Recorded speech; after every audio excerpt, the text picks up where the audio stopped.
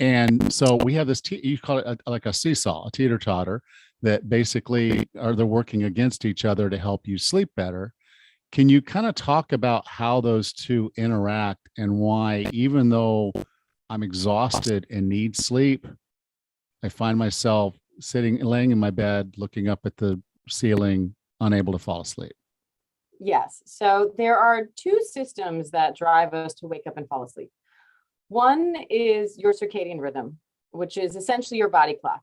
It just, no matter whether you slept or not, your body is programmed to get certain wake signals, hormones at a certain time of day, and certain sleep signals at certain times of day. So in the morning, you'll get cortisol, which is like the slow release form of adrenaline, and a few other things. And at night, you'll get melatonin, which tells the body that it's nighttime and kind of starts the process for sleep.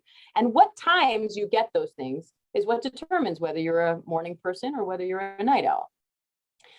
And this is what makes us jet lagged when we travel, because our body clock is still on old time, where now we're trying to sleep on new time. And now you're getting those signals at all the wrong times. Same thing that happens for shift work or anyone else with a circadian rhythm disorder. The other thing that's happening is you have your homeostatic sleep drive. And this is where I talk about the sleep seesaw a bit, because sleep drive is super straightforward. It's like hunger. Just the way the longer you go without eating, the more hungry you'll feel.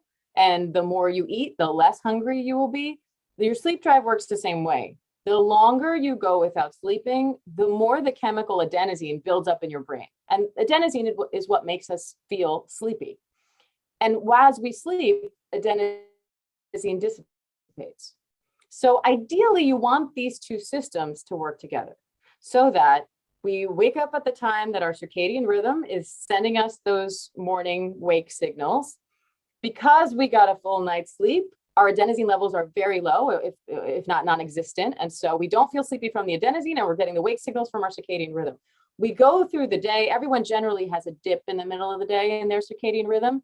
Then you get a little bit more energy toward the end of the day. And then at night, and different points of night, depending on what your chronotype is, whether you're a night owl, morning person, et cetera, your circadian rhythm then takes this really big dive. And that is generally the best time to go to bed. If you've been awake all day, your sleep drive will now also be nice and high. And so your sleep drive will drive you to fall asleep. And then your circadian rhythm, which is now taking this dive, will keep you asleep even as that adenosine and sleepiness starts to dissipate, because you are in fact asleep. And then toward the morning, your circadian rhythm starts to rise. And because your adenosine has now dissipated after a full night's sleep, you have no residual sleepiness from the adenosine. Your circadian rhythm starts to rise, makes you feel nice and awake. You wake up refreshed and ready for the day. That sounds great. And that's how it works if it's working well. But of course, for so many of us, it's not working well. And so that's kind of why I wanted to walk people through the different reasons it might not be working well and some common ways to fix that.